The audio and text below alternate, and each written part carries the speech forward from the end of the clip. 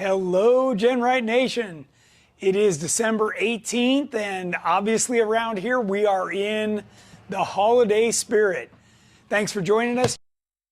This is Tech Talk, something that I do every Wednesday at 5 o'clock Pacific Standard Time.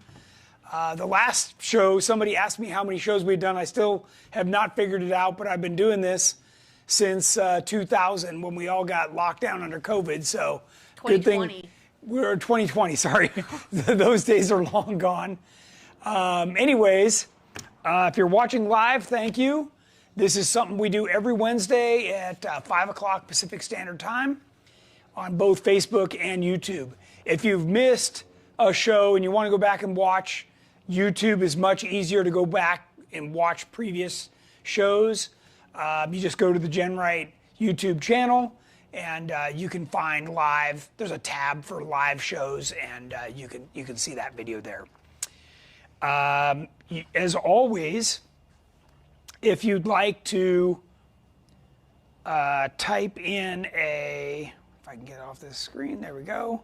If you'd like to type in a question, you just do it as a comment, and Jennings here can read those back to me.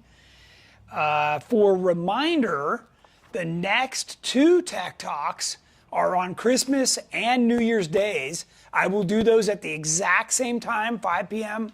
Pacific Standard. The Christmas Day one is where we're going to do the Mickey Thompson tire giveaway winner. And we're going to have some other stuff also, but you're going to want to tune in for that one as well. I know you're just going to be sitting around with a fat belly after eating a fun dinner with your family. Anyways, this is my favorite subject, Jeeping, and I love talking about it with you guys and gals. So type in your questions, and we'll try to get to all the questions. And then, of course, you know, if you're watching this on Facebook, make sure that you like the GenRight page and turn on your notifications, and also like and subscribe on our YouTube channel as well. All right, Jen, who we got watching so far? Deborah Carnell says hi from Hey, Chandler. Deborah, and nice. She says, love the hat. Thanks. Ginger says hi, Tony and Jennings, and Merry Christmas. Nice, Merry Christmas. Rick Harrington is watching. Jeff Lone says, howdy, y'all. Merry early Christmas and holidays. Yeah. Keith Nieces says, Merry Christmas and Happy New Year, GenRight. Great show. Look forward to Wednesdays. Two Feather Channel's watching. Jerry DeRimple. Oh, nice. Two Feather Channel says Tony Claus. Matt McDonough says hi. Merry Christmas from Norman, Oklahoma. Nice. Jerry DeRimple, Merry Christmas to all my GenRight family. Richard Peterson says Merry Christmas to all rich in Lodi area. Craig Huffman is watching, says Merry Christmas to my GenRight peeps. Kevin K says Happy GenRight Day from Virginia. JC Cologne says Merry Christmas GenRight family. VB Tom, hello GenRight Nation. Corey Coleman says hey GenRight guys and gals. Sean Flaherty says Merry Christmas GenRight crew from Simpsonville, Kentucky. Ari is watching, says hi everyone. Nice. Rick Harrington says Merry Christmas to all. Jeff Lone, Rick Harrington, Deborah Cornell. David Moore, hello from Oregon. Nancy Jackson is watching. Patrick Vaughn says hi guys.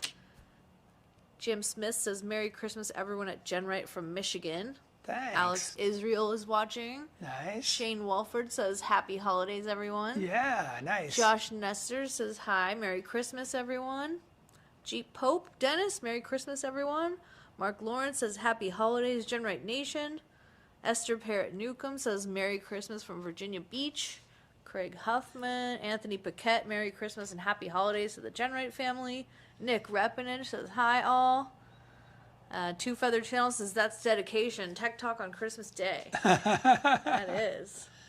And a bunch of other people all right. on. Well, thanks everybody, and Merry Christmas to all of you as well. Nana GenRight just jumped on. All right. And Jorge C says, hey Tony, Merry Christmas from Costa Rica. Wow, nice. Alex Israel asked, which headset do you use? I'm looking all over the headset from the Rugged Radio. I've got the newest STX, if that helps out. And actually, Jennings could grab one out of the seat in Terremoto right there It's on the passenger side seat, and then she can bring it over and put her smiley face on the show. I've got a bunch of stuff to talk to you guys about tonight. We'll see how quickly she gets back over here. I'll kind of get kicking here. Jeff and I just finished the upgrades on the stage 1. Here we go. They're a little bit dirty. Yep. And you can show them on the side. It says STX, and on the top it says STX stereo. So this is the newest stuff.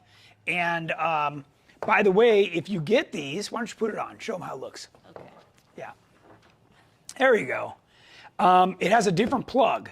So if you have an older intercom system and you want to use this, you need to get an adapter that they also sell, or get the newer intercom, and this is the way all their new stuff comes.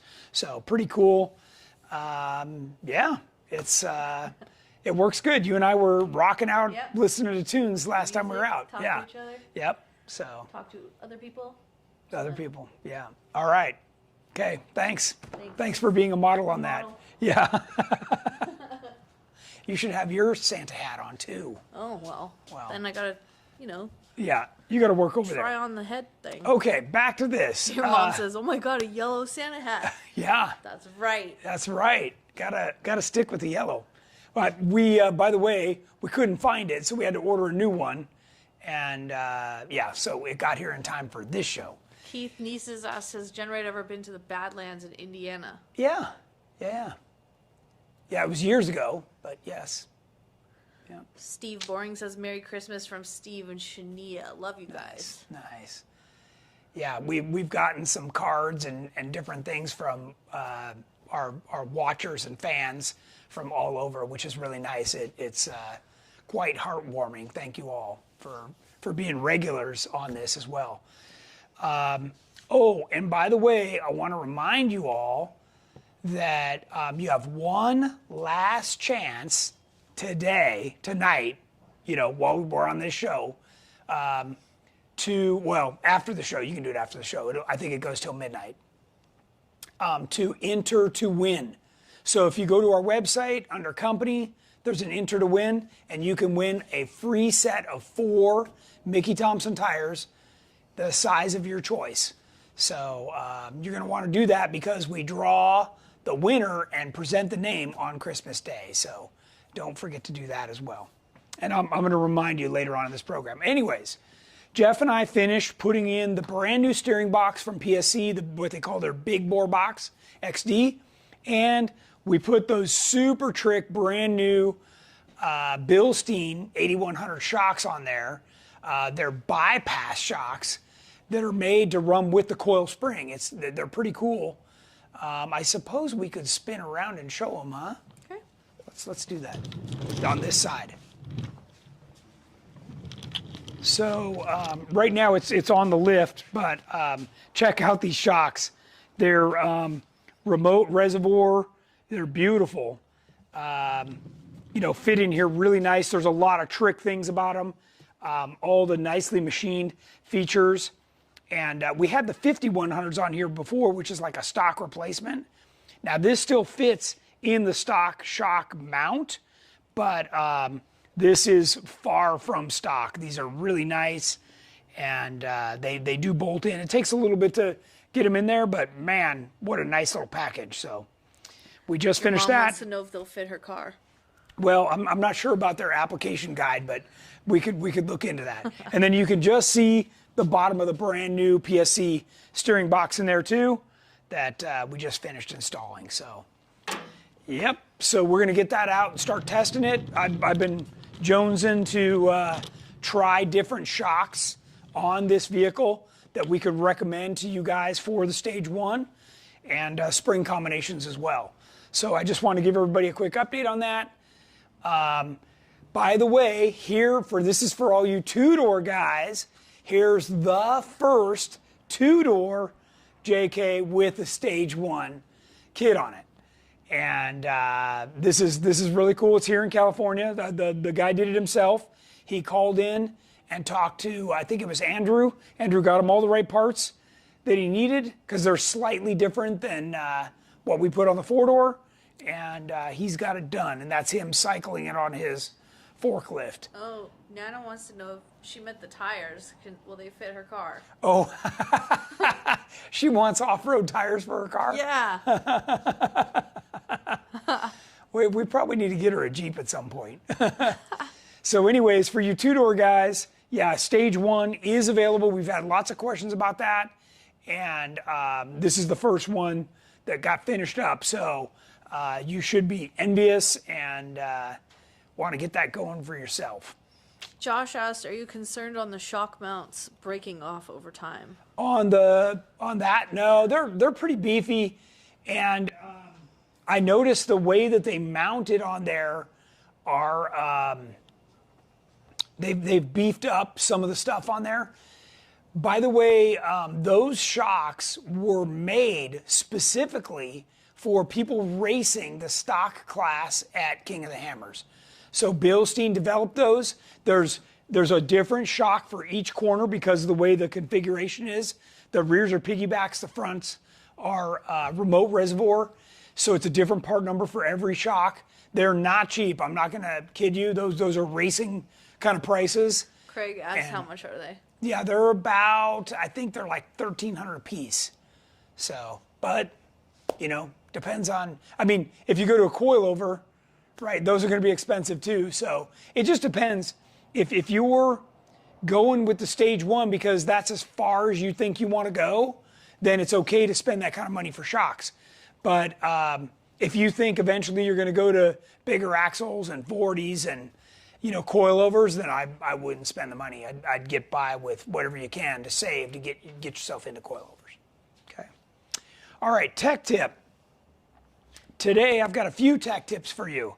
One is for a lot of you that are doing the programming on your vehicle itself, Z Automotive sells what they call the Mini, the Taser Mini.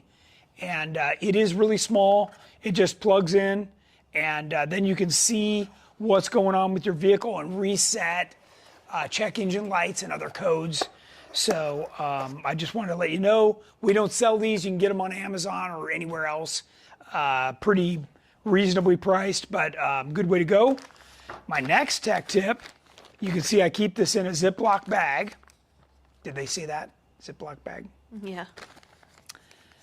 This is for all you e-locker guys. This is a wire harness, and you can see it's, I don't know, about 5-6 feet long. I've got the plug on it that plugs into the locker side, so right at the axle. And then this side, you can hook to a Milwaukee, a DeWalt, any kind of a battery so that you can pump, you know, 14, 18 volts into your locker. Say, for instance, if there's a malfunction, you've lost, you know, somewhere in the switch died, whatever, you can hardwire it and make it run to get you off the trail. This is also a great way to check your locker, you know, if you're out in the field and not sure if it's working. So I carry this with me, and whether it's me or anybody else, I can plug this in and help them out and give them a locker back. Okay. My next tech tip, any questions so far on that? Anthony Paquette asked, will you be releasing shirts, hoodies, and other race team related items for 2025 KOH? I like supporting the teams. Gotcha. Okay, I'll get to that in a minute. We're about to talk about apparel too. Okay, next tech tip is I bought a Carnage. This is a portable welder. There's batteries inside of it, and you can weld for 30 minutes. This is a MIG welder that has a flux core wire on it. And this thing is fantastic. You can also run it off your vehicle if you plug it in. But I think they call this an Anderson plug, I think is what it is. So it's a big, beefy, high amp plug. But this thing, we've done so many trail repairs with it. to get whether it's steering or suspension or whatever to get people off the trail. But I was going to tell you guys, you know, I've welded my gate at home, out in the yard. I just welded the wheel, broke off my dolly, the center busted out of it, and I welded that back on. When you've got a little portable welder like this, you can really solve all kinds of little issues, even around the house or the ranch or wherever work. Super handy. They run about $1,000, and this is from a company called Carnage with a K. And great product. I've been using it for years. And again, it's not something we sell, but I wanted to give you guys the heads up on that. Steve asked, is GenRight selling that locker pigtail? We don't sell it. This is just something that, I mean, I guess if enough people wanted to buy it, we could make it and sell it. The other thing I was going to tell you about this is years ago when I ran ARBs, I made something like this for my ARB that had a Schrader valve on it.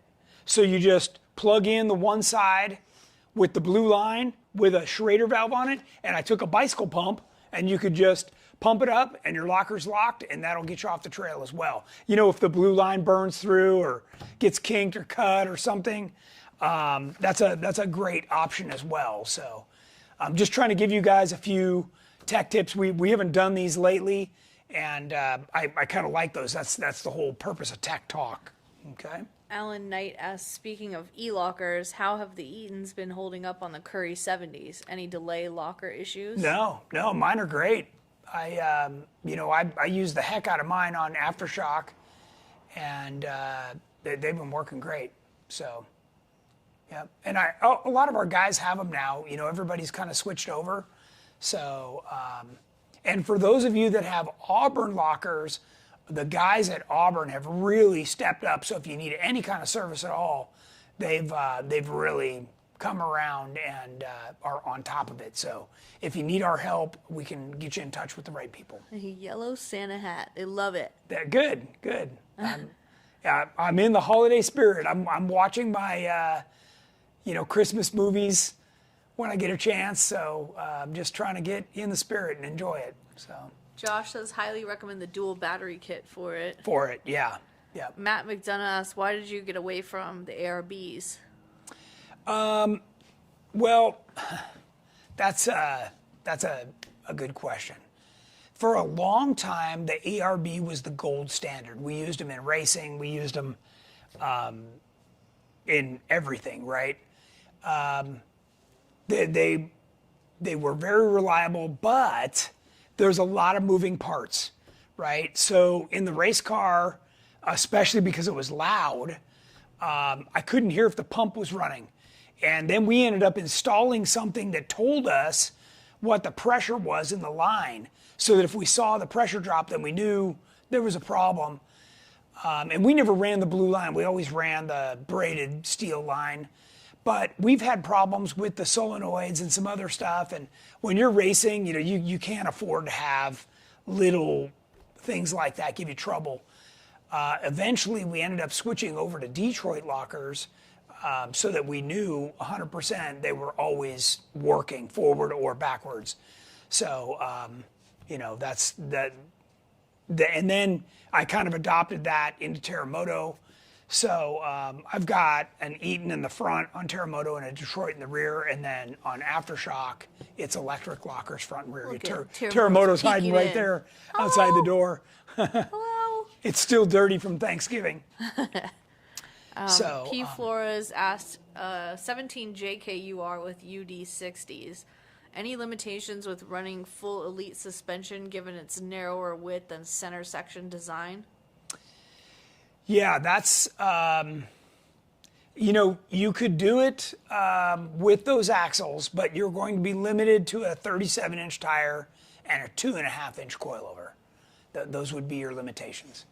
So if you're not as attached or married to those axles, you could resell them, buy the bigger, wider stuff, and really then it lets you go all the way to a 42 like I'm running. So Okay. Steve and Tammy Bird say hi. Merry Christmas. Hey, guys. Robert Lavoie says Merry Christmas from Whittier. I just got my boat sides for my LJ. Quick turnaround. Nice.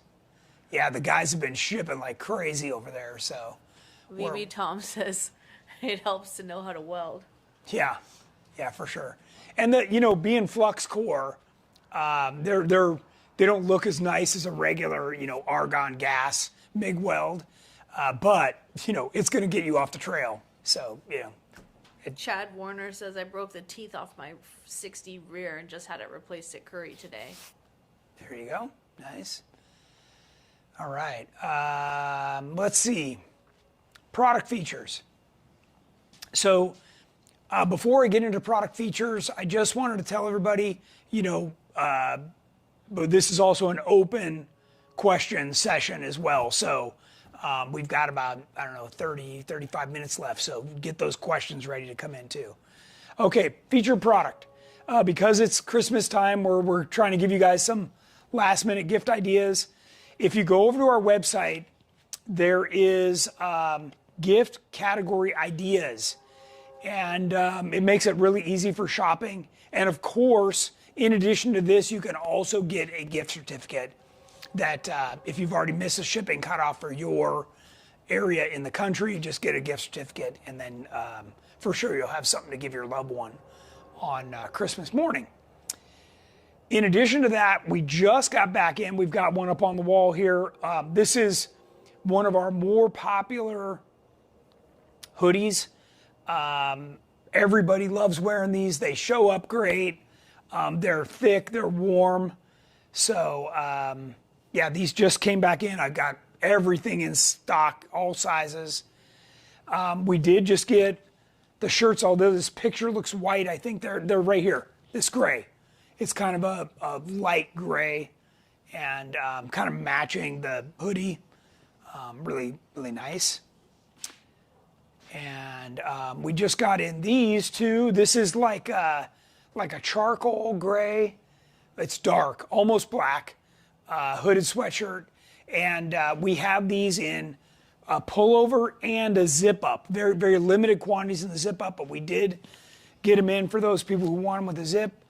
So all this stuff is up on the website and you can order it. And obviously, if you have any trouble at all, call in and the guys or gals can process that for you. That's a newer design that Jamie has done. And then this is a newer design as well.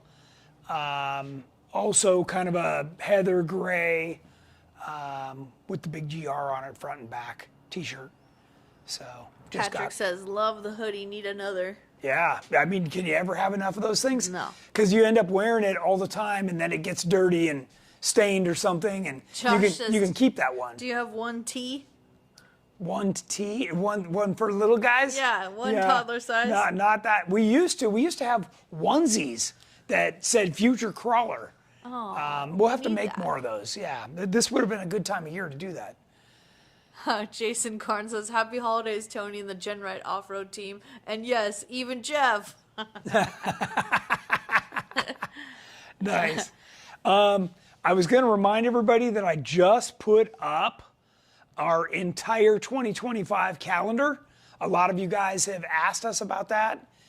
And that is up right now. So you can start planning to join us. By the way, this year, unless it's something like TDS, right, like this one, that's an open public event. The ones that we're doing are invite only. So you need to click the link, sign up, tell us why you think you should go. This last year, we had way too many people flake out, and that's just super frustrating. So this year, I want to vet people a little bit more and make sure they're really going to be there. And or I can always go wheeling myself and drive whatever speed I want. When I'm there to try and entertain other people, then I need to make sure those people that say they're coming actually show up. UPS So Chris has a question. Sure. Installing my Highline fenders on my LJ, I also purchased the battery tray for the Highlines. Yeah. What battery should I run for that? I would prefer an Odyssey. Do I have to modify the tray at all? No, you don't have to modify the tray at all. I think either in the instructions or on the website, we say what size Odyssey to order, but you'll want to double check that. It's not anything special, but it's just a certain group number, so, okay. Okay. If not, call in and talk to Andrew. He's running it. So, in addition to the new schedule being up, let's see. Yeah, just got that up. Okay. Don't forget, we still have our phone app as well. You guys can download that. And then I am open for questions. Okay, Josh Newland asks, 04 LJ build. Wondering about the advantages or disadvantages of running the coilover off the linear C versus the axle tube. Okay. Well, obviously, the further in you run the coilover, the more articulation you can get out of the same travel shock. Typically, we run them further out because we're looking for more dampening control as close to the wheel as we can get it. And by the way, that spring control, also moving it out to the wheel, also gives you more stability on the chassis, right? The tub, what you feel is the Jeep, okay? So, and a lot of people that ride with me in one of my vehicles, they notice that right away. They're like, man, this thing feels so planted. And, I'll take them. The first thing I usually do is turn up on something like super steep, like where they could almost touch the ground. And never do they squeal. They're like, wow, this thing feels great. So that's a big part of what you're trying to gain by doing that. Now, that said, that's the difference between our Legend kit and our Tracer kit, right? So the Legend's gonna mount it way out, like right over the ball joint, and the Tracer's gonna move it in slightly. Those two kits, the fundamental difference between the Legend is that's a builder's kit. So people that want to run different axles, that have their own ideas about how much stretch or whatever, you can do anything you want, 100% up to you. The Tracer is done one way. And that's with the Curry axles. You mount everything exactly where we say, and it's a no-brainer. You just build it and you're done. So we had an analogy come up the other day because a lot of people, call us going, well, can I do this? Can I do that? Look, anything's possible. But I want to remind everybody, would you call Ferrari and say, hey, I really like your rear suspension, but I want to run the Jaguar rear end? Like, they're going to laugh you off the phone and probably bang the receiver a few times and then hang up on you. These people, these companies like us, have spent the time to design this the correct way. Now, look, our guys that have an Elite or a Tracer or a Legend that have already got the GenRight suspension, they know. They know there's a difference, right? They already believe, and any one of them would tell you, just do it exactly as we say. We're one of the few companies out there that puts our money where our mouth is, and we've proven it over and over and over again. And, that's, take that for what it is, okay? We welcome everybody, and I know, some people are on more of a budget than others, and I get it. You're trying to, use what you have, but just understand, you're stepping outside of our design parameters, and that's where the Legend kit is the best one for you. Okay. David Morg, how do we sign up for the tire giveaway? Okay, so go to the company, go to our website. At the very top on the right side is company.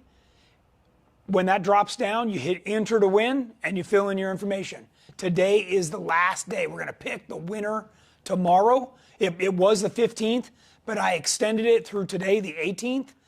And then I'm going to announce it on Christmas Day. Santa looks familiar. Yeah.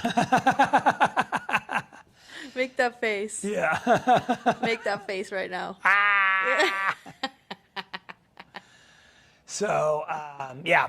So we'll go live on Christmas Day. It'll be a abbreviated show, but we'll definitely announce the winners. And I'm also going to give away a few other things. We're going to put the names in one of those, lottery raffle kind of things and pick them out. Yep.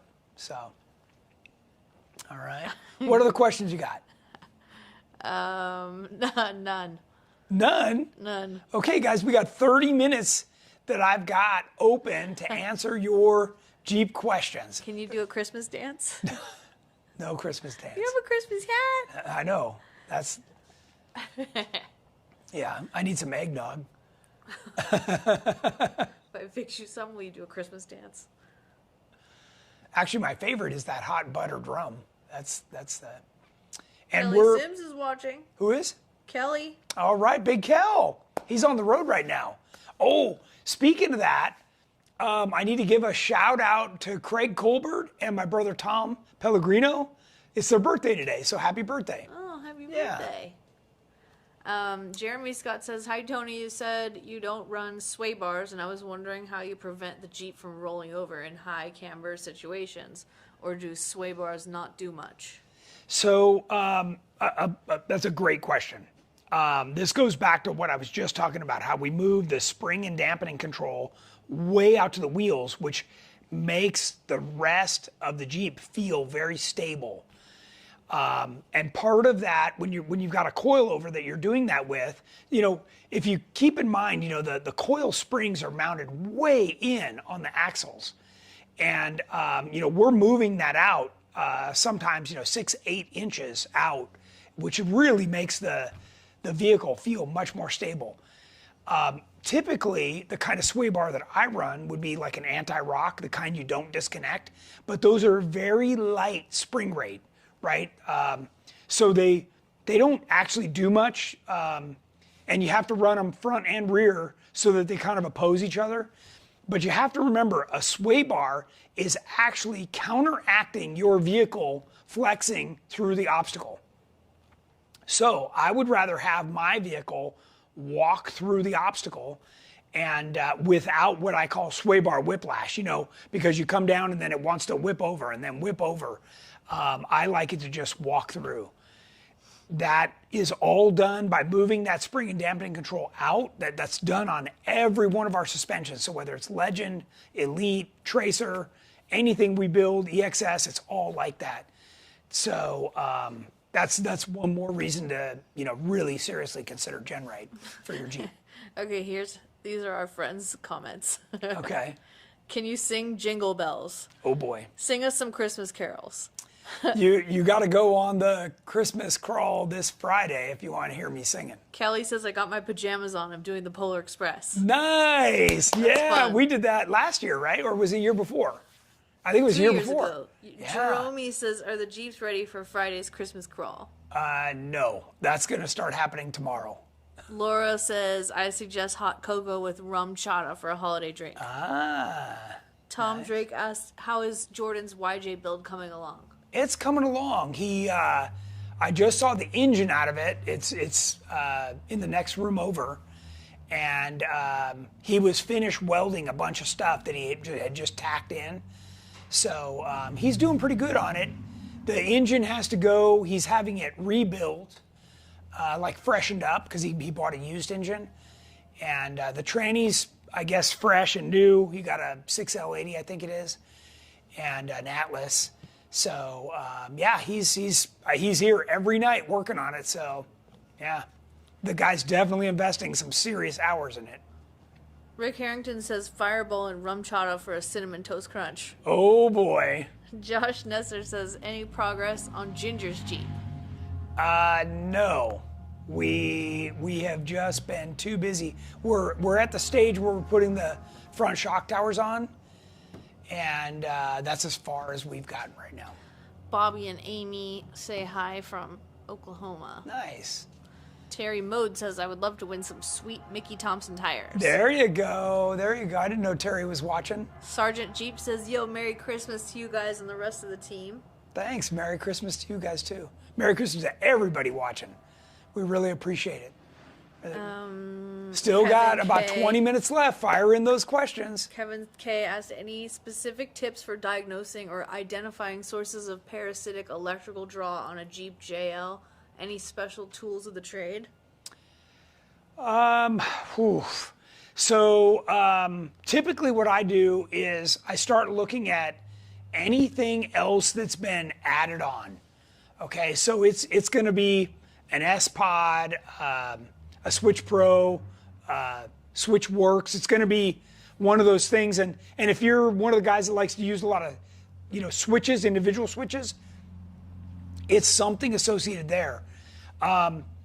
Sometimes, if you've got a regular, old style stereo deck in there, or if you have an amp, I can't tell you how many times I've had extra amps that didn't turn off and they would just suck the battery down. But it's some additional accessory that you've put in that is not turning off or runs at a very low rate. And I just start disconnecting those things one by one and checking to see if there's any draw on the battery. Troy Merritt says, I just signed up for the Black Hills 2025 experience. Nice. That's good because he's leading it.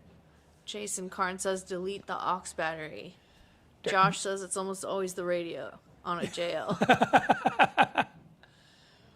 Sean Flaherty, have you decided on an engine for the Project TJ? So I have. I think I'm going to do, I'm like Jordan, I'm going to do an aluminum V6, but I'm looking for one that is, he did the LT series, which is like the newest one.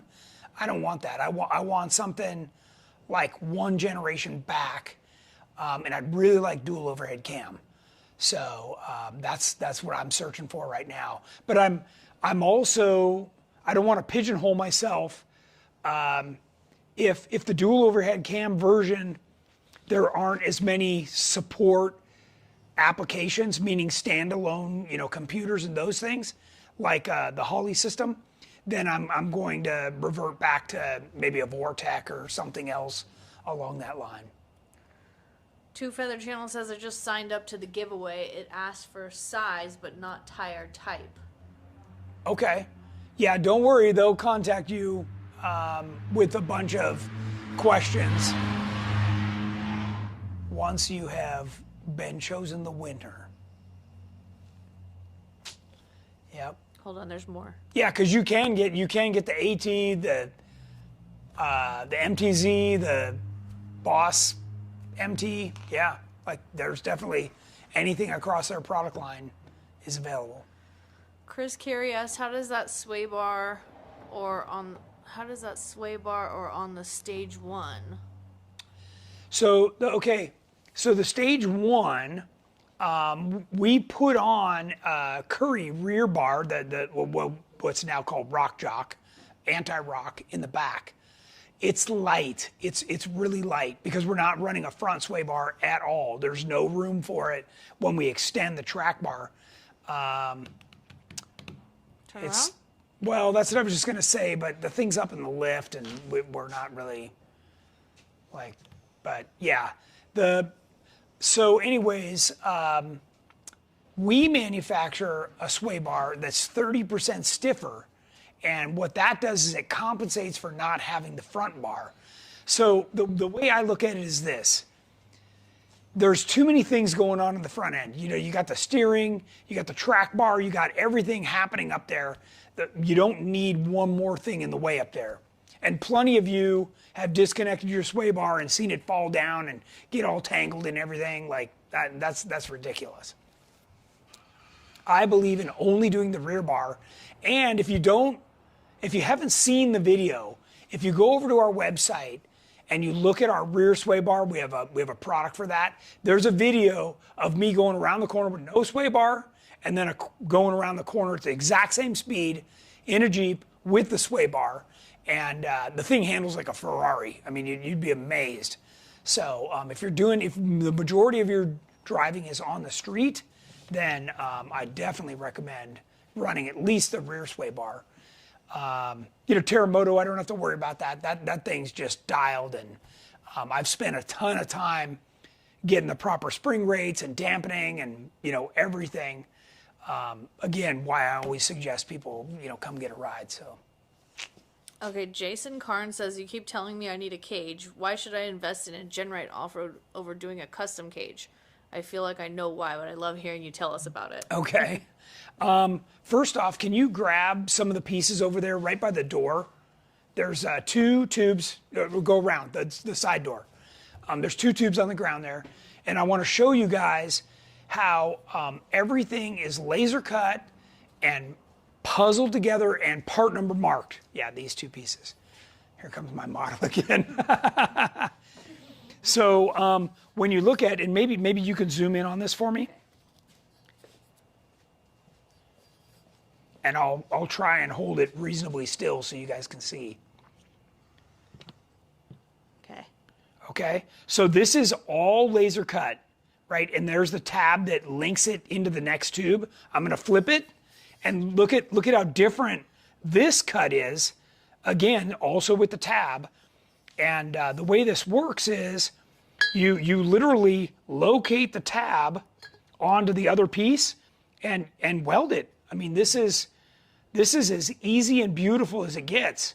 That big hole right here is for a seatbelt bung. I mean, these are just 2 tubes out of some random kit, right? So, couple things. So let's back way up in addition to that, right? So we use all DOM tubing that's mandrel bent, which means there's no kinks in the tube. You get a true round tube after the bend. And each one of these cages is designed to fit with your factory hard or factory soft top. Okay, so that's a big deal for a lot of people. And they work with aftermarket tops too. We can give you a list of which ones we know work, but we have people doing it all the time. I mean, we've sold thousands of these cages.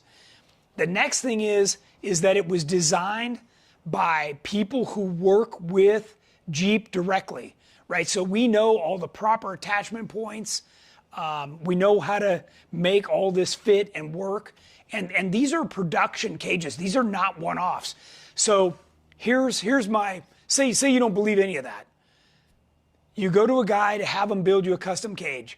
You are gonna spend $5,000 in labor to have some guy bend up $900 in tubing and plates and stuff to build your cage, where you can buy our whole cage for anywhere from $2,000 to $3,000, depending on which model you're buying and how many. And remember, ours come fully optioned out, right? So you get all the tubes. A lot of the time, what people get faked out in is it's a very basic bare cage. There's no gussets. There's no additional tubes and handles and other things. Ours have all that stuff. I mean, guys, we've been doing cages, man, since 2006, and it's just in our DNA. We've really got it dialed, and it's a great product. I'll tell you, I still believe it's the best on the market. So He says, I get so excited listening to you talk about cages. Yeah. Let's see. Are you going to do a staged build on the JL EXS like you did the Elite? We are. When? So I'm trying to figure out how to explain this. I have a little over 300 new products and product changes that we want to make on our products, right? Each one of those, depending on what it is, like we've got some that are small projects that we can do in a day, and then I've got other ones that, sometimes take a month, right? So what we're trying to do is really schedule these out so that we can try and knock out as many of these as we can now that we're coming into the new year. And I'm not traveling as much as I did in years past, so I'm really focused on trying to get more of these new parts out. So the reality is the EXS isn't that much different than the Elite. And I don't know if you realize this, but EXS is short for Elite Extreme, okay, suspension. That's what the EXS is. So we took the JK Elite and we kind of put it on steroids where we made the whole new frame because the JL frame, you know, when you're doing long travel and all that stuff. Remember, the EXS is also capable of running 14-inch shocks front and rear. So we really went over the top when we designed the EXS. We spent 2 years in development on that. So that just gives you an idea, you know, what a long development time is for a product like that. You know, a roll cage, like from start to finish on something like our JL, that was a 1-year project. So they're quite time consuming. Can you tell everybody one more time how to sign up for the tires tonight? Sure. Yeah, if you go to our website and at the very top, so say this is the web page, at the top right hand there's going to be is where it says company, and you touch that and scroll down as say enter to win. And right there, when you click on that, it'll open up and you can sign up your name and everything. And that is good through today, all right? And then we're gonna pick the winner and announce it on Christmas Day. L. Ellison asked, do you make a rear axle truss for the JL Rubicon? If not, can your Dana 44 rear axle bridge be made to fit? It does. That's what's on the Jeep, the Stage 1 that we built. Yeah, fits perfect. And if you go to our website and you look at the Stage 1 kit, the bridge is one of the options. And everything in a Stage 1 is geared around it being a Rubicon. Okay, you need to have Rubicon 44s, and that's how we've designed the whole thing to fit.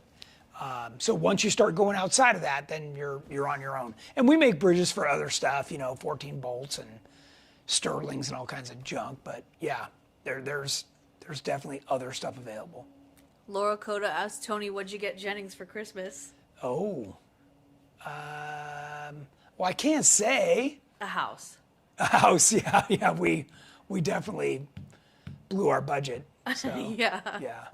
But I like it. We are going camping, and we're gonna enjoy the holidays for sure. We typically, by the way, on both Christmas and New Year's, we will be coming to you from the road somewhere across the country. So. Let's see. Alan Knight asked for the 3.0s on an Elite build. Are you using King spec valving and standard King spec lengths? Okay, so when you talk about shocks, whether it's Fox, King, Bilstein, there's nothing standard about them. Everything that we do when you buy the shocks from us for our kit, they're special valve to my spec. They are also, the hoses are all done differently, just like we were talking about on these Bilstein shocks we put on our Stage 1. Each shock is different for each corner. So because of the way we have to run the hoses and everything, everything is different for the remote reservoirs. So whether you order a 2.0, a 2.5, or a 3.0, every shock is all done to our spec. So, and that includes standard coilovers or the IBPs. So, yeah, good question, because there is no standard spec for us when it comes to any of those brand shocks. Everything is my spec. Yep. Oh, Gringo 392 says, I feel like no sway bar feels so much better off-road, slow, and at speed. On-road has more body roll, but I'll never go back to a sway bar. Yeah, Kelly's watching too. He's the same way. He and I shock tuned with King, and we tried it with and without the sway bar. And at the end of the day, it was better without the sway bar, so he's left it that way. And you get used to a certain amount of body roll, and because we mount our shocks way outboard, the springs catch up with it, and it sinks in and settles, and it feels great. The body roll doesn't become an issue. It's also the reason why we don't do a 4-link front end, because you got to have a track bar or your roll center is gone. So a lot of these people that design their own suspensions, they really don't know what they're doing, and you lose your roll center, and then the thing is just a floppy. I mean, it might be fine for slow crawling, and maybe going 15 miles an hour max, but beyond that, That's not what we do. We want it just like I do with aftershock. I want to be able to drive it 9 hours and then get on the trail and wheel. So it has to be good on and off road, is my point. Jason Ellison says, looking at getting the cage for my JKU, one question, can you run the aluminum top under a hard top? Yeah, no, you can't. Because if you remember, you've got those two knobs that screw up into your roof. So what happens is you start drilling holes in your aluminum roof, and then it's not very weatherproof anymore. So, you personally might, if you don't care about that, maybe you could make it work, but we tell people no, you just have to pull it. Now, that said, when you put the tabs on for the aluminum roof, we run what's called a clip nut. So you clip these on the tabs, and then all you have to do is you just take, an impact or something, and you just bop all the bolts off on the outside. You don't have to hold anything from the inside, and the aluminum roof comes right off. It's fast. I mean, as fast as you can run around and hit the 15 bolts, that top's off, and you can drop your hard top or soft top right back on. Speaking of that, Kyle Hurley says, I know you guys are not a fan of drilling holes for wiring. Why is there drilling holes for seat belt bungs? Okay, so that's because we're welding a seat belt bung inside there to fill it. Okay, so there'll be a piece of metal that goes inside here. You'll weld around it, and then you rosette weld it on the back side. Okay, so that whole piece goes inside and gets welded on both sides. Because what you got to do is you got to prevent this tube from crushing. When you put a hole in, even like this, that's going to make, if you get into a rollover situation, you're most likely it's going to fail right there. So we tell people, if you're not going to run a seatbelt, like you just say, nope, I don't want that anymore, you cannot leave any hole open on our cages. You have to weld these closed on every single one, okay? So very, very important. I'm glad somebody asked that, but no, the risk you take by running stuff inside, it's not worth it. You're spending the money to improve your safety and chances of surviving a rollover. Like the last thing, that's like buying a full face helmet and drilling some holes in the side and hoping the jaw line doesn't break off. Don't do the same thing on your cage. Okay, Robert Lavoie says 2005 LJ running 2.0 King reservoirs. I want to go to 2.5. I know the rear GenRight mounts will need a change in. How about the front GenRight hoop mount? Will it accommodate other 2.5? Yeah, so basically the 2.0, which I've got right here. So the 2.0 has a certain width to it, right?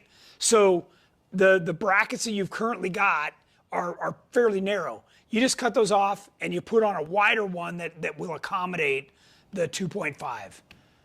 It's not a big deal. By the way, the 2.0s have separate spacers. If you've ever had your shocks off, they're very hard to deal with. The 2.5s, the spacers click in, and then you just shove the shock in and put the bolt in. So there's a lot of advantages with going with the 2.5. And by the way, the 3.0 is the same way. The spacers stay in it. All things you don't know because you've never had one, but there are built-in advantages. And if you guys are new and you haven't heard me say this before, it's a 66% difference going from a 2.0 to a 2.5. It's another 66 going from a 2.5 to a 3.0. So you're getting 132% more dampening control. And by the way, a 2.0 is way better than any bolt-in aftermarket shock. Like the quality level of the shock is like head and shoulders above. For many years, I would say probably for 10 years, we ran exclusively 2.0 coilover shocks, and they operated just fine. As vehicles started going faster, People wanted to go faster. Then we went to 2.5s and then eventually 3.0s. So it just has to do with comfort at speed is really what it's about, because of how much control you have. It's more fluid, it's better valving. Every time they make that shock bigger, they can do more stuff inside. So, yeah. Keith Smith says, thanks for your tech talks. They are so much help. Safe travels and ready for every Wednesday. Merry Christmas, GenRight Nation. Thanks. Merry Christmas to you too. Aqua Jeep Girl says, have a very Merry Christmas, Tony, Jennings, and the GenRight Off-Road family. Nice. Davin Glass says, have a Merry Christmas, everyone. Sorry to hop on late. Thanks for all that you do. Awesome. Chosen Rosen says, Nathan here. Just purchased 2018 JK Rubicon Elite Stage 2 is the current goal. Do you recommend starting with the stage kits or start with fenders, rock rails, bumpers? No, you can, I mean, it doesn't matter. You're going to have to do one or the other in order to maximize, because you'll need the fenders to really get the full range of motion with the articulation once you do the stage kit. So it's kind of up to you. I know everybody's on a budget, so you kind of attack it one thing at a time. You'll be fine. Just chug along best you can.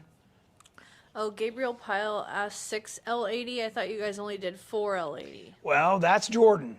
So he decided that because he's got a smaller, lighter rig, he would go with the 6 L80, hoping that would make up for the lack of power he's got with the 6-cylinder engine. Originally, he was going to do a JL engine, and transmission, 8-speed transmission, but it turned out he couldn't get the right computer and wiring, and so he scrapped that, and now he's on to this other GM stuff, which is, it would have been cool if he could have kept the JL engine and tranny in there, but I understand.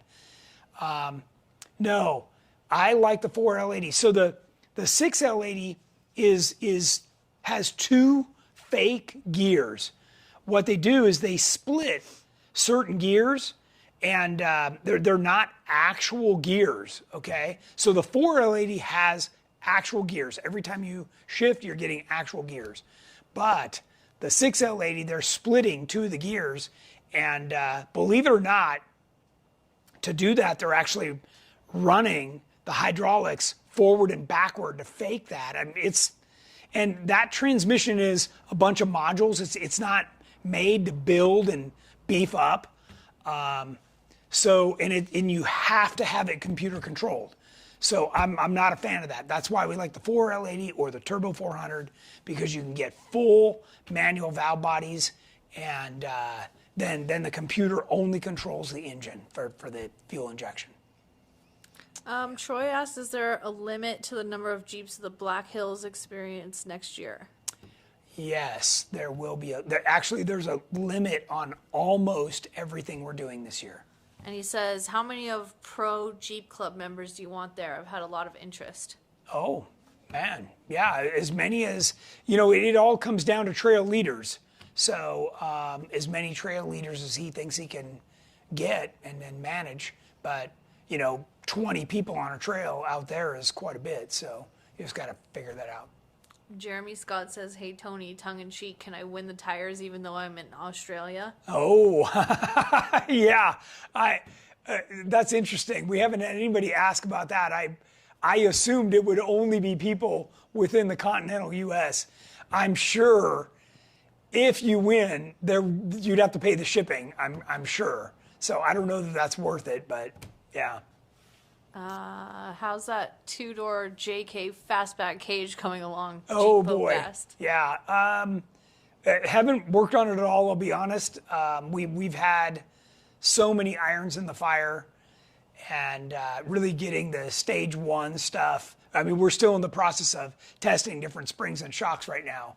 So that's kind of my focus right now. And then I got to get busy on my budget TJ build. So we've got tons of, this next year is already buried, and I've cut back my travel schedule so that I can be here doing those projects. Matt McDonough asked, I'm running a Pro Rock 44 and Rancho high steer knuckles on my 2008 JKU. I feel like the steering throw is limited. How much should I grind off the stops, or is that a bad idea? So the stops are generally there because your U-joint, your axle U-joint only has so much range of motion before it starts to bind, okay?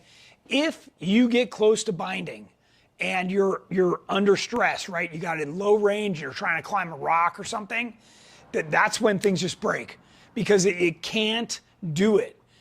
So I would approach that very carefully, and maybe even check it against the stock one. Maybe you're imagining you had more turning than you did. I don't know. I'm not familiar with that knuckle. We recommend the reed, and I know those guys have done the homework. So, yeah, but just do that very carefully.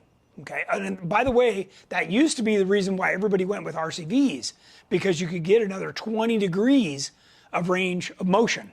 So if that's super important to you, then you could switch to an RCV and then modify the knuckle so that it turns further.